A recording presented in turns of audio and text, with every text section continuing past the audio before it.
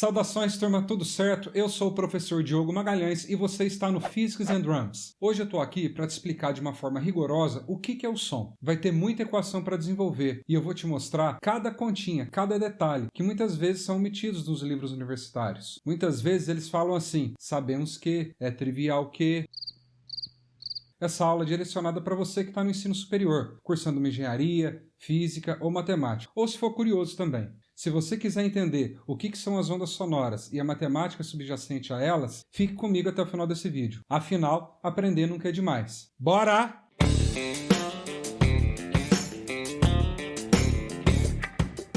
Olá, eu sou o professor Diogo Magalhães e esse é o Physics and Drums, um canal direcionado para você que quer aprender física. Eu também deixo um espaço aqui reservado para compartilhar conteúdos de bateria. Se você se interessa por esse tipo de conteúdo, já deixa o seu like, se inscreva no canal e ative as notificações. Tem conteúdo toda semana. Bora para a aula! Dando continuidade ao estudo sobre as ondas, o que a gente vai fazer hoje? Nós vamos estudar o mecanismo dinâmico de propagação do som no ar e em seguida a gente vai deduzir as equações dinâmicas do som, concluindo que essas equações obedecem à equação da onda. Se você já assistiu a aula sobre cordas vibrantes, pode ser que ajude alguma coisa, mas tem bastante diferença física, bastante sutileza que eu vou comentando ao longo da aula. Galera, nosso modelo físico primeiro. O ar é um meio contínuo, tá? A gente está considerando o ar aqui, mas poderia ser outro meio. Poderia ser, por exemplo, um meio sólido. Segundo ponto, a gente está considerando que o comprimento de onda da onda ele é muito maior do que a distância intermolecular. Então essas duas observações são importantes para o nosso modelo. Eu já enfatizei bastante isso no vídeo da onda na corda, tá? O que mais? A onda sonora, ela é parecida, mas ela é um pouquinho diferente da onda na corda. Ela é parecida porque ela é uma onda mecânica, ou seja, ambas se propagam em um meio material. Porém, o ar é um meio gasoso e a corda é um meio sólido. Então isso leva a uma natureza, a um comportamento diferente quando eles recebem um estímulo externo, certo? Então a gente está falando aqui de taxa de compressibilidade, ou seja, o gás ele é muito mais compressível do que o sólido, do que a corda no caso. Galera, e por que a compressibilidade é importante? Porque num gás, no caso o ar, quando a gente varia a pressão, a gente também vai mudar a densidade. E isso é muito importante para a matematização do problema. Vamos pensar o seguinte na prática. Eu tenho um alto-falante. Quando esse alto-falante passa a vibrar, o que vai acontecer com a primeira camada de ar subjacente ao alto-falante? Ela também vai passar a vibrar. Então ela vai se deslocar, fazendo com que esse deslocamento mude a densidade do ar, correto? E uma vez que essa densidade mudou, eu vou ter novamente uma alteração de pressão. Então eu vou ficar nesse ciclo que a gente chama de mecanismo dinâmico de propagação do som. A gente vai considerar um gás em equilíbrio com pressão e densidade de equilíbrios P0 e ρ0. Esses valores são constantes. Muito bem. A gente vai fazer uma simplificação que não vai fazer com que a gente perca a generalidade física. Qual que é essa simplificação? A gente vai considerar que o gás está se propagando aqui ao longo desse cilindro. Então a gente está apontando o cilindro aqui na direção do eixo X, tá certo? Vamos lembrar que a definição de densidade é massa dividido pelo volume. Então a gente vai considerar um elemento de massa dm, tá certo? Nesse elemento de volume aqui pequenininho, tá? Então essa massa dm é igual a quê? É igual a ρ0, que é a densidade de equilíbrio do gás, vezes a área da base desse cilindro, desse elemento de volume, vezes a altura desse cilindrinho, que é dx, ok? Quando a gente tem o alto-falante que vibra, o que está acontecendo? Ele vai vibrar e a primeira camada subjacente de ar vai passar a vibrar também. Então vamos analisar o que vai acontecer depois disso. Então olha só, quando o alto-falante está vibrando, esse elemento vai passar a se movimentar devido à ação de uma força resultante apontada para a direita, certo? E essa força resultante depende das diferenças de pressão P', P' está sendo exercida sobre essa tampa aqui da direita do cilindro, e o P, a pressão P está sendo exercida sobre essa tampa da esquerda aqui do cilindro, certo? Tampa aí entre aspas, tá? O que mais? Que essa primeira tampa da direita ela vai se deslocar uma quantidade psi, enquanto que a tampa da esquerda ela vai se deslocar uma quantidade psi, certo? Então, a altura desse novo cilindrinho, ou seja, desse novo elemento de volume é diferente, vai ser um dx mais essa diferença entre psi e psi. Em princípio, elas não precisam se deslocar a mesma quantidade, ok? Então está aqui a nova altura. E vamos lembrar também que está variando a densidade, agora a gente vai ter uma densidade ρ, tá? E não mais ρ0, como a gente tinha no primeiro elemento de volume. Então o que a gente vai fazer agora? A gente vai aplicar a conservação da massa para a gente começar a analisar quantitativamente aí esse problema. Olha só como que os princípios de conservação eles são importantes. A gente vai fazer de forma análoga como nós fizemos em fluidos, tá? A gente tinha então um primeiro elemento de volume, tá? Cuja densidade de equilíbrio valia ρ0 e o volume daquele cilindrinho era A dx, tá? Base vezes altura. Agora a gente tem um novo elemento de volume com uma densidade diferente ρ, a área é a mesma e a altura desse novo cilindrinho é diferente, então é dx mais dψ. O que a gente vai fazer? A gente vai dividir tudo por A dx. Então agora começa um pouco de truque matemático, tá? Vai ter bastante disso no desenvolvimento dos cálculos. Então aqui do lado esquerdo, A dx vai embora, aqui do lado direito, A vai embora e o dx eu já coloquei aqui dentro do parênteses de forma intencional, tá?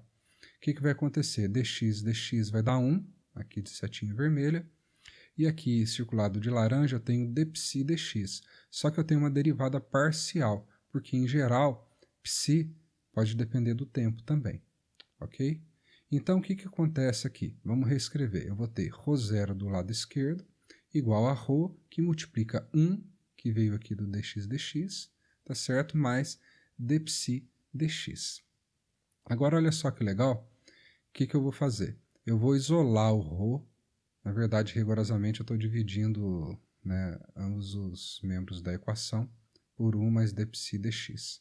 Então, vamos analisar matematicamente aqui essa expressão para a gente ver o que vai acontecer com ela, no que ela vai se transformar. Aqui a gente tem uma abordagem mais formal e aqui a gente vai usar um aspecto mais intuitivo, tá bom?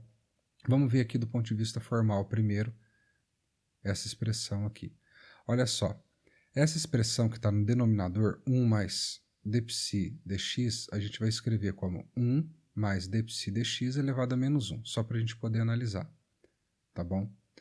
Então, do ponto de vista mais formal, o que a gente vai fazer? O teorema de Maclaurin é um caso particular do de Taylor, tá? Então a gente vai trabalhar com a expansão em série de potências, tá, de uma função.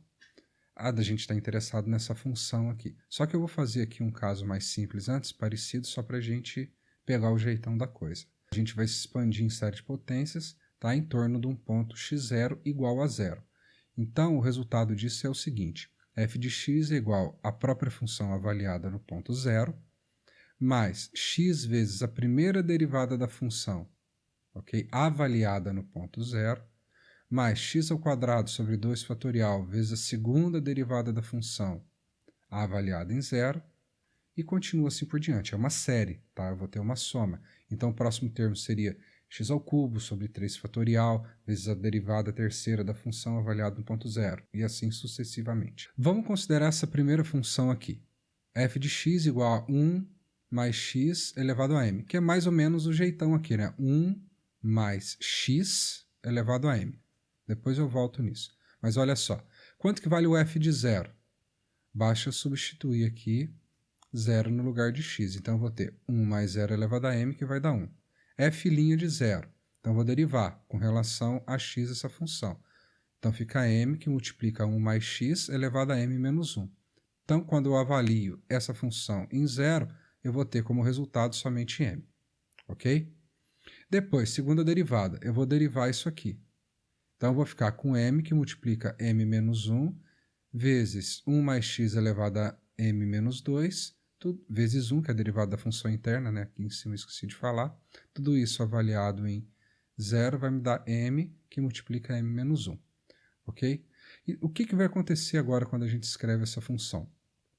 Só substituir esses valores, aqui eu vou somar, né, os termos, não esquecendo que o primeiro aqui, onde tem a derivada, eu tenho que multiplicar por x, e onde eu tenho a segunda derivada, eu multiplico por x ao quadrado dividido por 2. E é o que eu fiz aqui embaixo. Então, o primeiro termo, assim fica melhor para ver, fica 1, tá?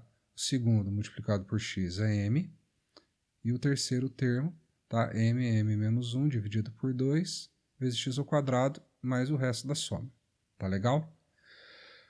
Bom, o que a gente vai fazer agora? Essa setinha azul já eu explico. Indo a zero esse termo aqui de ordem 2. Eu tenho um x, tá, que estava fazendo o papel do meu dψdx, e eu tenho, tá, um m que estava fazendo o papel do menos 1. Então basta que eu substitua aqui em cima menos 1 no lugar de m, e no lugar de x eu substitua dψdx. Então eu vou obter f de x, que é aquela função lá em cima que a gente queria olhar, é igual a 1 menos dψ, né, dx, mais, e aqui observe que eu não indiquei o termo de segunda ordem, e eu só enfatizei e escrevi ele aqui em cima para explicar o seguinte: quando eu tenho uma quantidade muito pequena, que eu estou variando um deslocamento ali de ar muito pequenininho quando o som está se propagando, tá? Então, quando eu tenho um número elevado, o número já é pequeno, elevado ao quadrado ele é menor ainda. Então, esse camarada aqui, ele é muito maior do que ele elevado ao quadrado. Então, por isso que a gente despreza os termos de ordem superior. Fechou? Agora eu vou mostrar para vocês uma maneira intuitiva de entender essa conta. Vamos pegar um número, tá? 2, por exemplo, dividido por 1 mais um número pequeno, 0,01. Se eu faço essa continha, eu vou obter 1,98019, alguma coisa assim. Mas aqui eu coloquei só 4 casas decimais. Agora vamos escrever 2 que multiplica 1 menos 0,01, que vai dar 1,98. Então observem que esses números são aproximadamente iguais, são quase iguais, tá certo? Então é essa aproximação que a gente está fazendo. Ok? Então a gente mostrou aqui do ponto de vista formal e do ponto de vista mais intuitivo. Aqui não é uma demonstração, tá? É só uma intuição para a gente ver que essa coisa funciona mesmo. Tá legal? Pessoal, então a gente vai vir com esse resultado, tá? Lá em cima naquela expressão aqui, ρ igual a ρ0 dividido por 1 mais dψ dx. O denominador equivale a isso aqui, tá certo? Então, olha só, ρ é aproximadamente, percebo que agora, como eu estou eliminando aqueles termos infinitos, eu estou usando esse sinal aqui. Mas só vou usar agora, depois é um abuso de linguagem, eu vou usar igual. Então, ρ é igual a ρ0, que multiplica 1 menos dψ dx. Portanto, ρ é igual a ρ0 menos ρ dψ dx. É só distribuir aqui. Para ficar organizadinho, bonitinho, eu vou subtrair aqui ρ0 em ambos os membros. Então, ρ menos ρ0 é igual a menos ρ dψ dx. Aqui eu enfatizei esse menos. Quando eu tenho um deslocamento que cresce, eu estou diminuindo a densidade. Tá certo? Fisicamente é isso que significa. Então, nós obtivemos uma relação entre o deslocamento e a densidade do ar. Pessoal, olha só. Nós obtivemos, então, uma relação matemática entre a densidade e o deslocamento. Agora, a minha pergunta é, e a relação entre pressão e densidade? Vamos descobrir. Como a gente ainda não estudou termodinâmica, vamos considerar a pressão como uma função da densidade. Então, a gente está falando aqui de função de estado, tá? Mas eu não vou entrar nesses detalhes. Em geral, para a gente, P vai ser uma função de ρ. O que a gente vai fazer agora? A gente vai aplicar a mesma ideia de antes, só que agora é o caso geral. Antes a gente usou a série o teorema de Maclaurin, e agora a gente vai usar o de Taylor. Por quê? Porque a gente vai expandir a função P em série de potências, tá? Em torno do ponto ρ igual a ρ0. Então, ao invés de avaliar a função no ponto 0, a gente vai avaliar em ρ0. A gente avaliou em 0 lá em cima, tá? F de x é igual a um f avaliado em x0, então em ρ0, mais, segundo termo, ρ menos ρ0, df dx avaliado em 0, ou seja, dp dρ avaliado em ρ0. E aqui eu escrevi esse termo, mas a gente já vai desconsiderar. Por quê? Porque a gente já sabe que esse termo aqui ele é desprezível quando comparado com o primeiro. Tá? Esse termo de segunda ordem é desprezível comparado com o de primeira ordem. Então a gente vai fazer as seguintes substituições. No lugar de F a gente usa o P de pressão, no lugar de X a gente usa ρ a densidade, F0, ou seja, a pressão de equilíbrio é o P0, dada lá no começo do problema, e o X0 aqui está fazendo o papel do ρ0, da densidade de equilíbrio. P então é igual a P0, vamos voltar aqui, mais ρ menos ρ0, está aqui embaixo, vezes dp dρ avaliado em ρ0, vezes dp dρ avaliado em ρ0. Então, o que a gente vai fazer? Vamos multiplicar aqui. Então, repito, P0, aqui eu vou ter ρ, que multiplica dp dρ avaliado em ρ0, menos ρ0, que multiplica dp dρ avaliado em ρ0. Esse camarada aqui que eu circulei para vocês é o que a gente chama de módulo de elasticidade volumétrica. Então isso aqui é uma constante, é uma propriedade do meio. Só para reescrever para ficar bonitinho aqui, eu vou pegar essa expressão daqui de cima, vou multiplicar e dividir por ρ0 aqui, é o que eu fiz aqui, ok? Então vou ficar com P igual a P0 mais ρ menos ρ0 dividido por ρ, ρ0 vezes dp dρ avaliado em ρ0 é a minha constante de elasticidade volumétrica. Para ficar bonitinho, eu vou ter que P igual a P0 mais K, que multiplica ρ menos ρ0 dividido por ρ0. Isso aqui é o que a gente chama de lei de Hooke para fluidos. Vamos relembrar a primeira expressão nossa, porque aqui nessa lei de Hooke dos fluidos aparece um ρ menos ρ0. Vamos voltar aqui em cima devagar e lembrar que ρ menos ρ0 é igual a menos ρ dψ dx. Então, olha só que legal. Vou substituir aqui, tá? Vou substituir aqui. Então, vou ficar com P é igual a P0 mais K dividido por ρ0, que multiplica menos ρ dψ dx. Então, a gente simplifica o ρ0, tá legal? E eu vou ficar simplesmente com P igual a P0 menos o K dψ dx. E essa relação é bastante importante. É a primeira das relações que a gente vai obter entre pressão e deslocamento do ar. Legal? Continuando então. Agora a gente vai aplicar a segunda lei de Newton lá naquele primeiro elemento de volume. E a gente vai entender por que a gente está fazendo isso. A massa dele, vamos lembrar, é a densidade, ρ0, densidade de equilíbrio, vezes o volume do cilindrinho. O volume é área vezes a altura, que é dx. A aceleração dele é simplesmente d2π dt2, é o conceito de aceleração. E a força resultante que atua sobre esse elemento de volume? Bom, a força é pressão vezes área. Vamos lembrar que do lado aqui esquerdo, na tampa esquerda do cilindro, eu tenho uma pressão P e na tampa direita apontada no sentido oposto eu tenho uma pressão P'. Tá certo? Então a diferença de pressão é P' menos P. Então, como a força resultante está apontada para a direita, a gente tem que a força resultante é igual a menos dP, que é a diferença de pressão, vezes A. Tá legal? Então basta que a gente brinque aqui e utilize a segunda lei de Newton. Massa vezes aceleração, ou seja, ρ0A dx d2π dt2 é igual a menos dP dA. Foi o que eu escrevi aqui. E agora, novamente, eu dividi tudo por A dx. Então, aqui do lado esquerdo, eu vou ficar com dρ dx, tá? Vamos observar que eu estou usando também aqui derivada parcial. E vai sobrar o sinal negativo também, não vamos esquecer dele. E do lado direito, o A dx vai embora. Ok? Portanto, olha que legal. Nós obtivemos que dρ dx, multiplicando por menos 1 ambos os membros da equação, é igual a menos ρ0, que multiplica d2π dt2. Então, nós obtivemos a segunda relação entre pressão e densidade. Tá certo? Galera, vamos brincar agora com as relações que nós deduzimos e vamos ver onde que a gente vai chegar. Primeiro, vamos pegar a equação 2, tá? E vamos derivar ela com relação a x. Então, aqui eu tenho um P igual a P0, tá? Pressão igual a pressão de equilíbrio, menos o K dψ dx. dP dx está aqui embaixo. Aqui, o derivado da constante é zero, não vamos esquecer. Menos K é constante, sai da derivada, então vou ter um d2π dx2, tá certo? O que a gente vai fazer? Eu vou comparar esse resultado com a equação 3. Então, esse resultado aqui eu estou comparando com a equação 3 e eu já anotei aqui em azul o que está me dizendo a relação 3. dP dx é igual a menos ρ d2π dt2. Então, olha só que legal.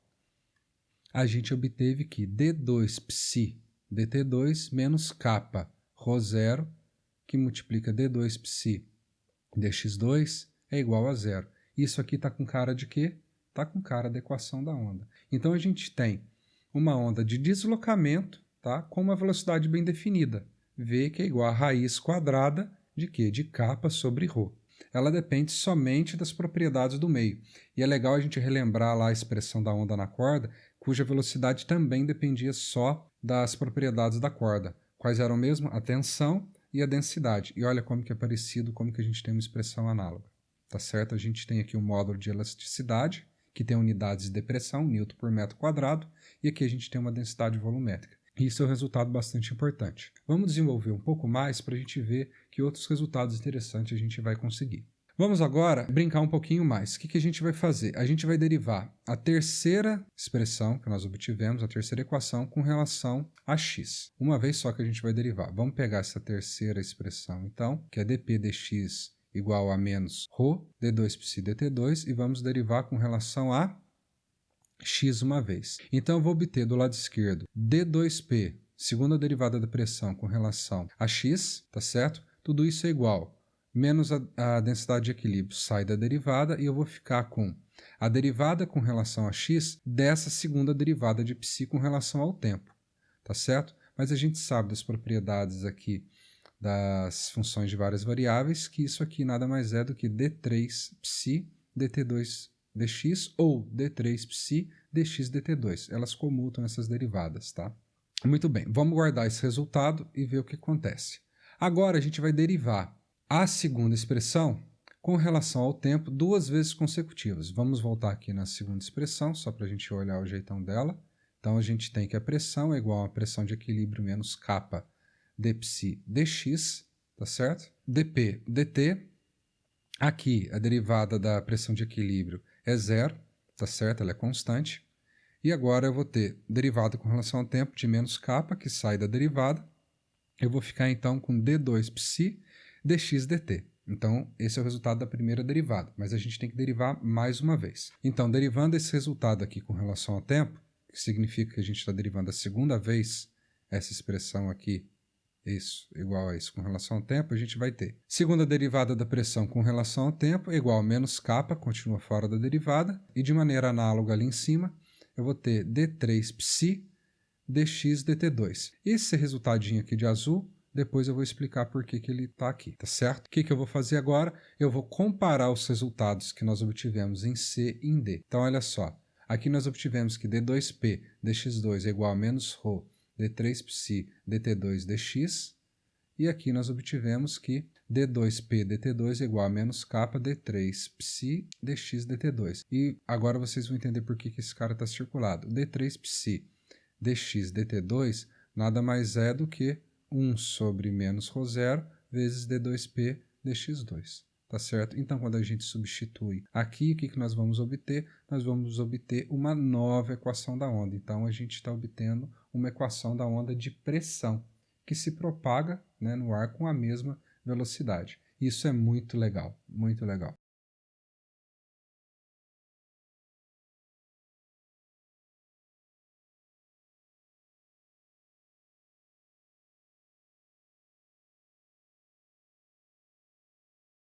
E agora, o que vocês acham que vai acontecer com a densidade?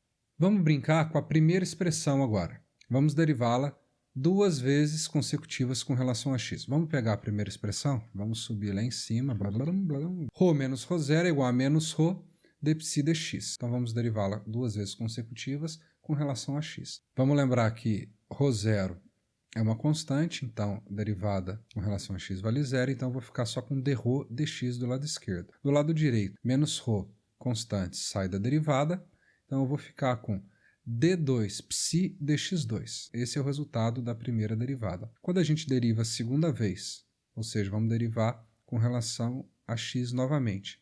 Essa equação a gente vai obter do lado esquerdo. A segunda derivada da pressão com relação a x é igual a menos ρ, que multiplica d3π dx3. Aqui também eu já deixei uma coisinha adiantada aqui para vocês, que é o seguinte: o d3π dx3 é igual a menos 1 sobre ρ, que multiplica dρ dx, certo? Aqui é menos 1 sobre ρ0. Muito bem, vamos continuar. Vamos derivar agora a mesma expressão com relação ao tempo, duas vezes. Mesma coisa, derivada aqui é zero, da constante, dρ dt é igual a menos ρ d2π dx dt. Olha só que legal. E a segunda vez, vamos derivar isso aqui com relação ao tempo, d2ρ dt2 é igual a menos ρ d3π dx dt2, ou d3π dt2 dx, como eu falei, essas derivadas comutam, tá legal? Isso aqui é igual a menos ρ vezes a derivada com relação a x de d2π dt2. O que eu estou fazendo mesmo? Eu só estou organizando aqui, tá? Para usar esse resultado aqui, o dψ dt2, que nós temos no item B. A letra B está aqui, então dρ dt2, isso é igual a ρ0 vai embora, fica o menos kappa para fora, derivada com relação a x de d2π dx2. Isso é igual a menos kappa vezes a derivada terceira de π com relação a x. Então, onde a gente tem d3π dx3, eu vou substituir por menos 1 sobre ρ0, que multiplica a segunda derivada da densidade com relação a x. Olha lá, isso aqui. Então, aqui é só um pouquinho de álgebra agora, para que nós cheguemos à nossa terceira equação de onda. Agora a gente obteve a equação da onda de deslocamento e nós observamos que a velocidade da onda de deslocamento é a mesma, tá? Das velocidades das ondas de pressão e de deslocamento. Isso é muito legal. Para finalizar, então, galera, vamos dar uma recapitulada rápida. O que é o som? O som nada mais é do que uma onda de pressão, uma onda de deslocamento e uma onda de densidade, que se deslocam com uma velocidade bem definida que depende somente das propriedades do meio, assim como acontecia com a velocidade da onda na corda. Qual que é a natureza do som, da onda sonora? Primeiro, o som ele é uma onda mecânica, assim como a onda na corda, ou seja, ela precisa de um meio para se propagar. No caso, a gente está lidando com a onda se propagando no ar, a onda sonora está viajando no ar. Entretanto, tem uma diferença importante entre elas. O som é uma onda longitudinal, pois as moléculas de ar elas vibram paralelamente à direção de propagação das ondas, enquanto que a onda na corda ela é uma onda transversal. Aqueles pedacinhos de corda oscilam verticalmente, a onda está se propagando horizontalmente. Então é uma diferença bastante significativa. Outro aspecto que eu esqueci de comentar é que a onda de deslocamento ela é associada a um vetor de deslocamento, enquanto que as ondas de pressão e densidade elas são ondas escalares, elas não estão associadas a nenhum vetor, embora a pressão tenha a mesma direção da força resultante. O último ponto que eu quero comentar é sobre termodinâmica. Por exemplo, na relação da função de estado, relação de pressão com densidade, a gente acabou que não escreveu explicitamente essa função de estado, tá? E isso implica que a gente não obteve uma expressão para a velocidade do som em termos da temperatura, tá? Da massa molar, etc. Mas isso a gente pode fazer depois, deixa o comentário aqui embaixo se você quiser, tá legal? Espero que vocês tenham gostado dessa aula.